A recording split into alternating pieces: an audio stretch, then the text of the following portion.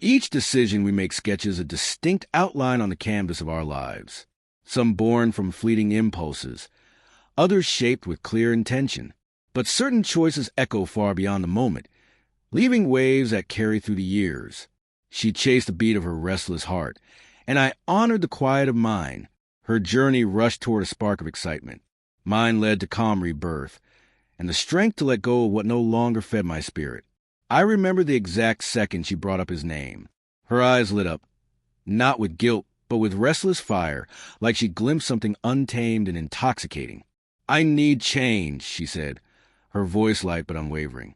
"Everything feels too still." I couldn't grasp how comfort and affection felt like a cage to her, but to her, love and consistency were at odds. I had loved her completely, with sincerity, without condition or performance. I was present, loyal, steady. I listened when her stories wandered off course, held her through her storms, cheered for her dreams louder than I did my own. But I came to understand, consistency doesn't ignite the heart like chaos sometimes does. Her leaving didn't come with shouting or slamming doors.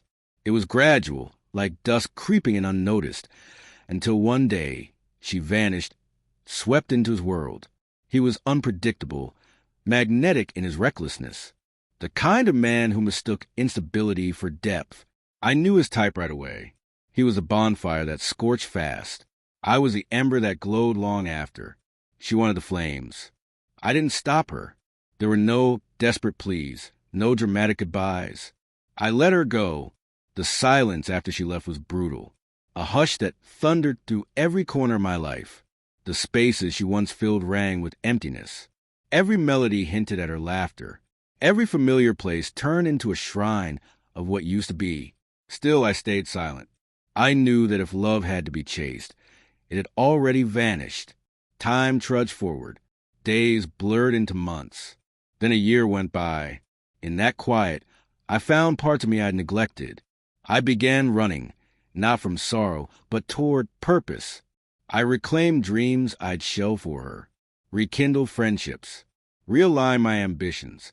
I traveled, dusted off my paints, and embraced peaceful solitude. Eventually, I met someone else. It wasn't cinematic. No fireworks. No sudden rush. It was gentle. She asked about my days and listened, really listened. She never made me feel like I had to compete for her affection. With her, I didn't need to prove myself. I was enough. Our love was no storm. It was sunrise, steady, golden, warm. Then, almost 2 years after she'd gone, I saw her again.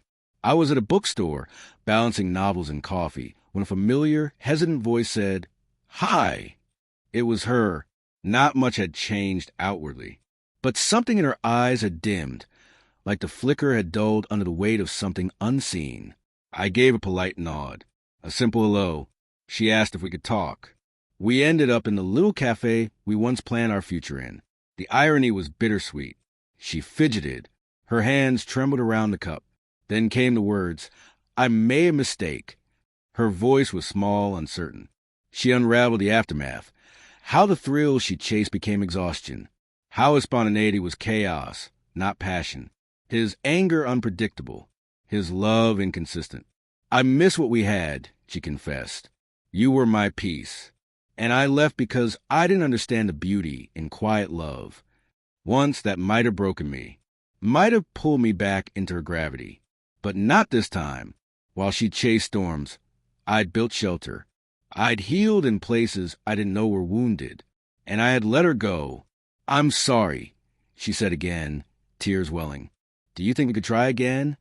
I looked at her, the woman I once saw forever in, the one who abandoned calm for chaos and came back hollow. I exhaled, not in anger, but with clarity. I don't carry that love anymore. I told her, not out of bitterness, but truth. I gave it fully when I believed it was enough. Her lips trembled. She nodded slowly. "I thought you might still be there," she whispered. I said gently, "but I waited for me, and I became who I was meant to be." She left quietly, her steps heavy with understanding. As I watched her walk away, I felt no ache, no yearning, just peace. Because sometimes love isn't proven in how tightly we hold on, but in knowing when it's time to let go and choose ourselves instead.